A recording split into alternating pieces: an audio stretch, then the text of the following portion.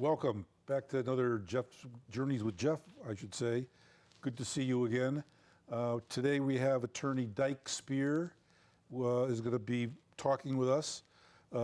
Attorney Spear is a spokesman and field investigator for the Connecticut chapter of MUFON, which is the Mutual UFO Network. Attorney Spear is very qualified to give an insightful analysis of the UFO phenomena. Much of the information he's learned is unknown to the general public and involves such personalities as astronauts Gordon Cooper, Wally Schirra, an abductee, Travis Walton, and show business diva Eartha Kitt. He's been a practicing attorney since 1960, and he's also had a parallel business as a Broadway productions producer, 1,200 performances, 20 Broadway shows, including Old Calcutta, and he has worked with people such as Louis Armstrong, Ray Charles, the Righteous Brothers, Simon and Garfunkel, Maurice Chevalier, and James Brown, Lou Rawls, and the Muhammad Ali championship fights. But today, we're not going to talk about those. We're going to concentrate on ufology and Attorney Spear's experiences as a highly qualified speaker on the subject. So, Dyke Spear, welcome. Good to have you with us. Let's start it by telling how is it that you got into the UFO phenomena? Well, Jeff, you probably figured out I'm older than dirt. So I remember Roswell. I was a 12-year-old kid, a news junkie, and first week of July of 1947, I turned on the radio at 9 o'clock to listen to Frank Edwards in the news, brought to you by the 15 million Americans of the AFL-CIO. Very popular newscast back in the day. And the lead story that night was that the Army Air Force had recovered a flying saucer in Roswell, New Mexico. And I thought that was pretty cool thing because for the past 2 weeks, the newspapers had been full of all kinds of stories about people seeing phenomena in the air, and nobody knew what they were. And I thought to myself, gee, I guess we'll be able to figure this thing out. And then the next day, I turned on Frank Edwards, and he said, sorry, folks, there's been a terrible error. The Air Force did not recover a flying saucer. They recovered a downed weather balloon. Now, I got to tell you, Jeff, I was a 12-year-old, snot-nosed kid, obviously not terribly sophisticated as an adult would be, but even to a 12-year-old, there was something about that explanation that did not pass the smell test to me. How they could screw up a flying saucer with a weather balloon, that just didn't make any sense to me at the time.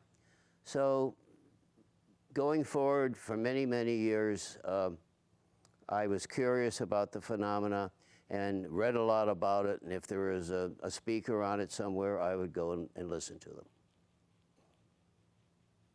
Okay.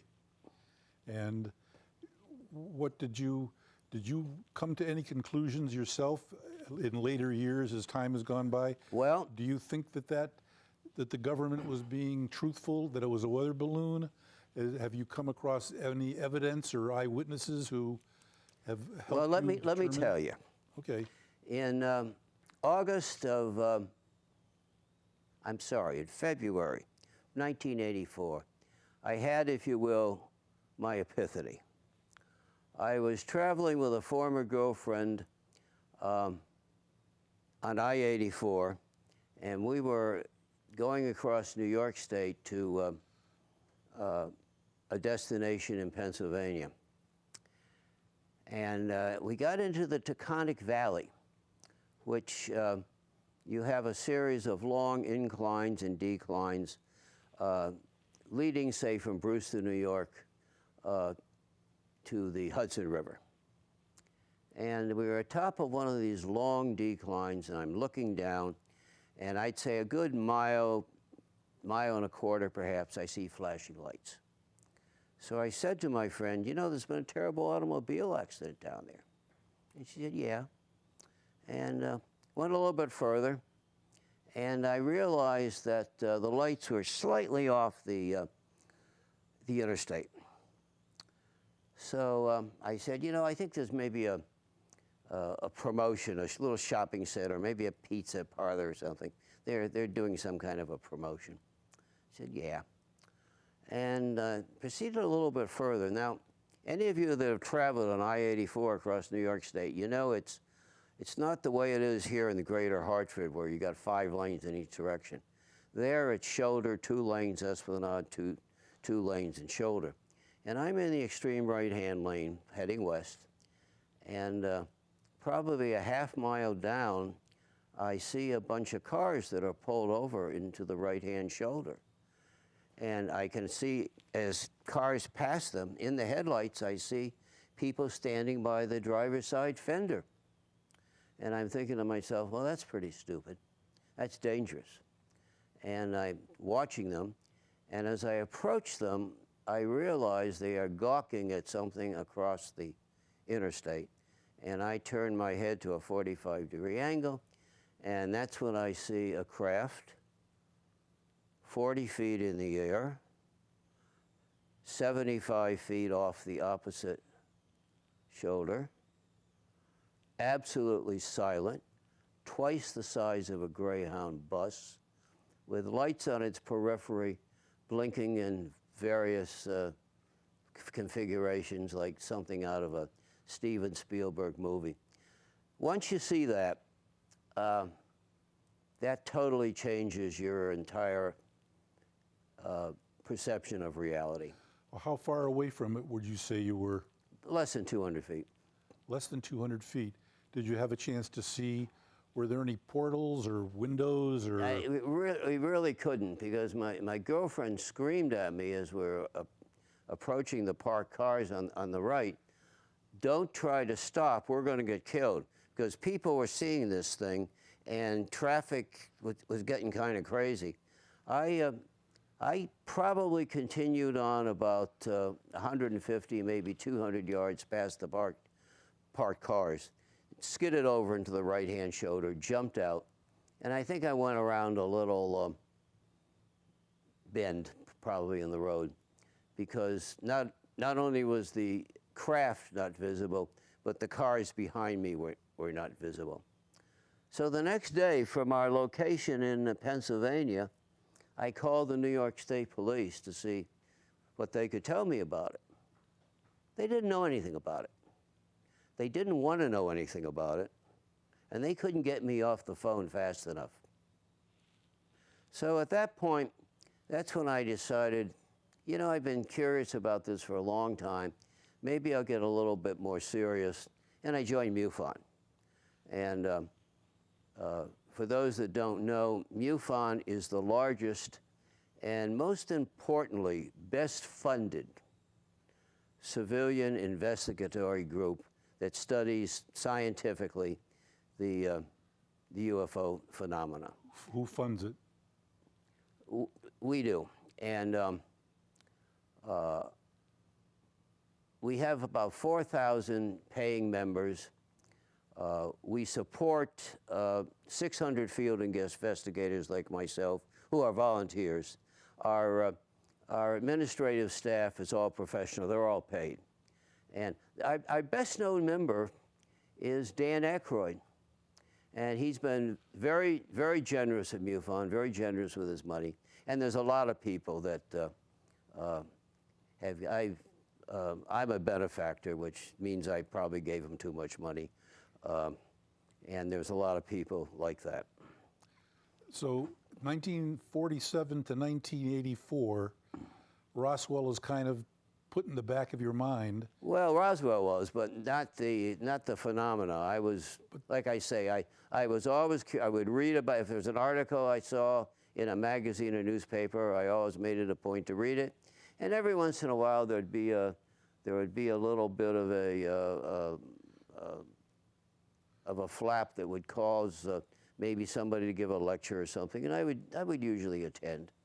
Okay. You know, I think the viewers might find interesting, as I mentioned in the introduction, you mentioned astronauts Gordon Cooper and Wally Schirra. Yeah. What is it that you've learned about? What did they experience? What did they have to report? Well, let me get to Wally Schirra first. Wally Schirra basically told me nothing, and it was my fault. I spent a little time with him in Vail, Colorado, and I asked him, did you ever see something strange in the sky?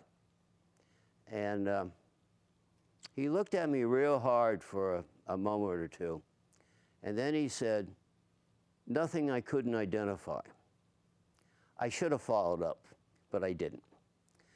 Gordon Cooper, on the other hand, I had the opportunity to meet him in Portsmouth, New Hampshire, some years back. We've lost him. He's now deceased.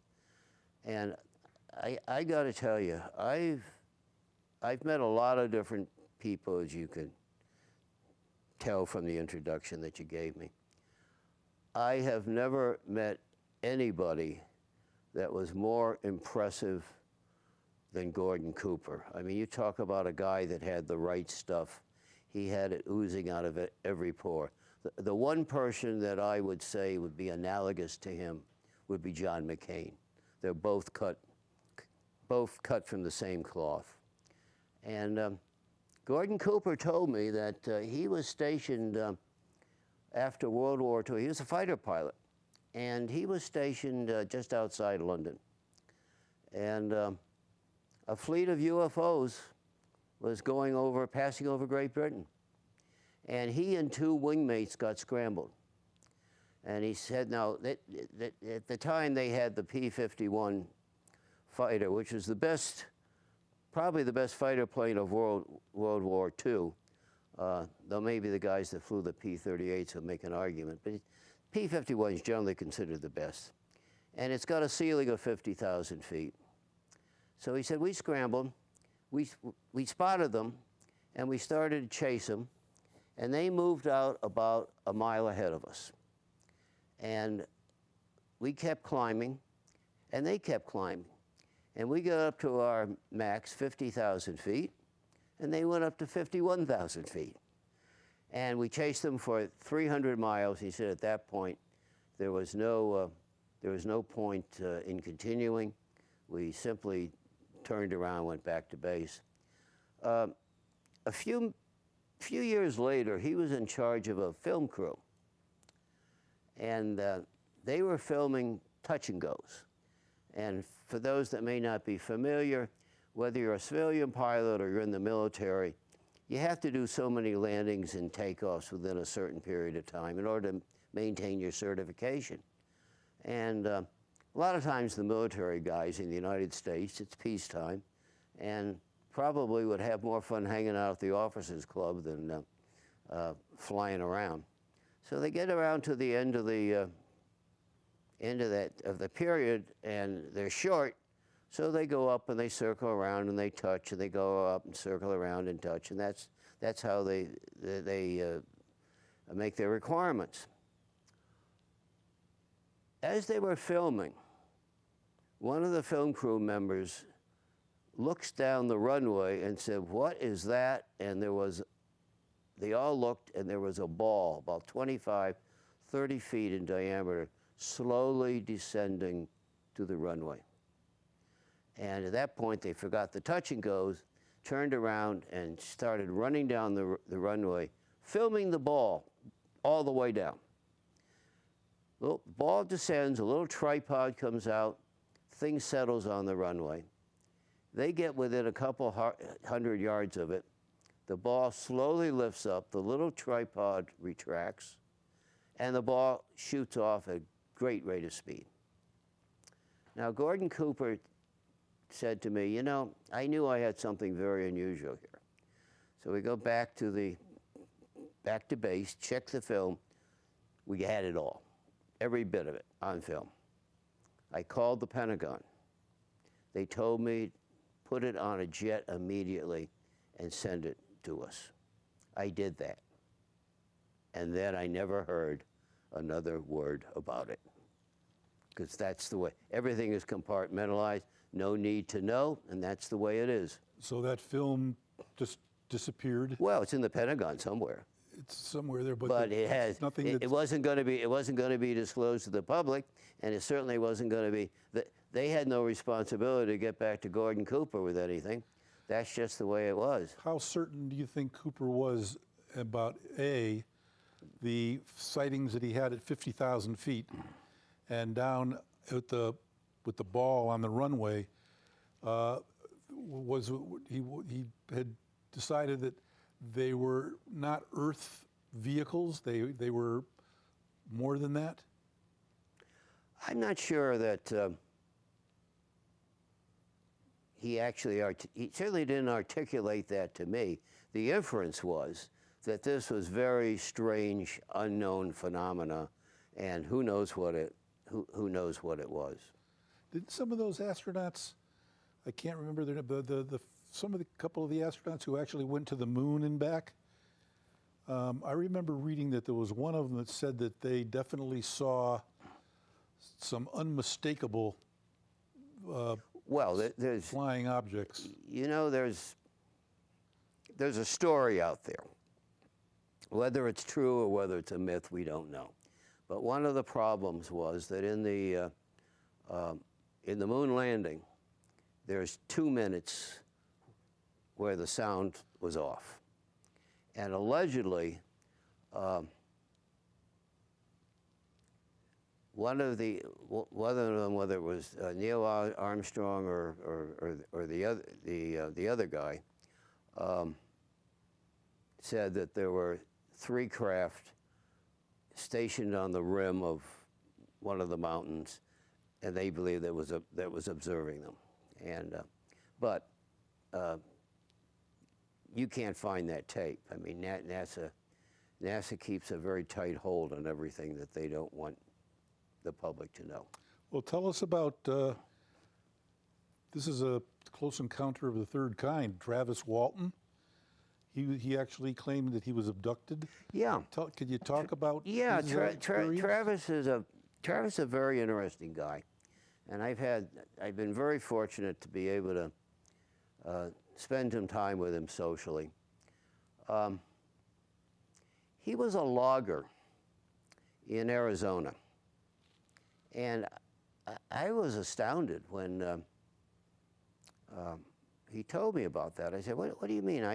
Arizona, my perception of it is I see the desert and that picture of the cactus, we've all seen that. I mean, what's this about logging? He said, Dyke, Arizona has the second largest logging industry in America. I had no idea. Anyway, he is up logging with his friends, his co-workers, 5 other guys. And gets to the end of the day, they jump in a pickup truck, and they're driving back through a logging road to town. And of course, it's getting dark, and there's no street lights there. It's just, you just have the headlights of the pickup truck. And they notice a light shining through the forest. And as they continue on, they come upon a clearing, and now the light is very bright because about 50 feet over the clearing, there's a craft. And Travis, they stop the truck, Travis jumps out and runs underneath the craft. Meanwhile, his friends are yelling and screaming, get back in. What are you doing? Get back, we gotta get out of here. And they see a beam of light come down, pick up Travis about 15 feet in the air, and then drop him. Fortunately, he didn't hit any fallen log or a rock or anything. There was a lot of soft stuff there. But he was just laying there. And from where the friends, the co-workers were in the truck, they assumed he was dead.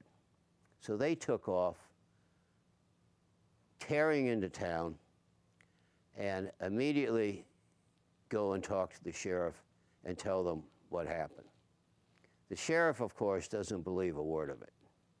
He assumes that these are 5 redneck yahoos who got into some kind of horseplay or altercation or something and inadvertently presumptively killed Travis.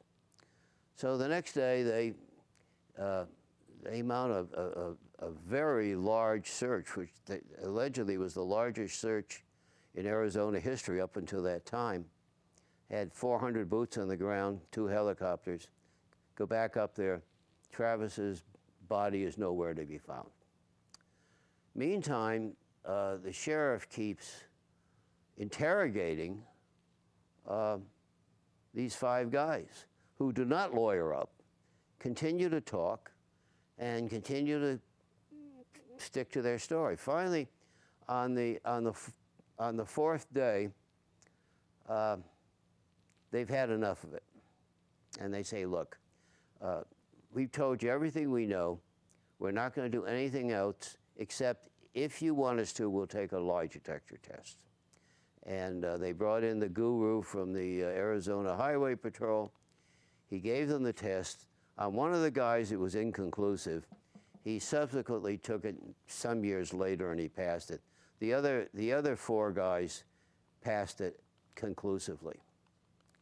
And lo and behold, the next day, on the 5th day, Travis is 70 miles away. He's on a little road walking into a small town you probably can't even find on the map, but there was a phone booth out on his journey there, and he made a phone call to his brother-in-law, who came and picked him up. At this point, it was an enormous story in Arizona. The FBI was involved, and the sheriff sort of had to eat crow. I mean, the boys obviously didn't kill him. And Travis stayed under the radar for a long time, but he subsequently wrote a book about it. See, the interesting thing about Travis is a closet intellectual. He's a very bright guy. He went to college for a few years and actually dropped out because he got bored with it. The book he wrote, called Fire in the Sky, he wrote it himself. He didn't have a ghostwriter, didn't have a co-author. And he sold that to Paramount Pictures, and subsequently they made the movie. D.B. Sweeney portrayed Travis, and I think it was an account of his abduction. yeah.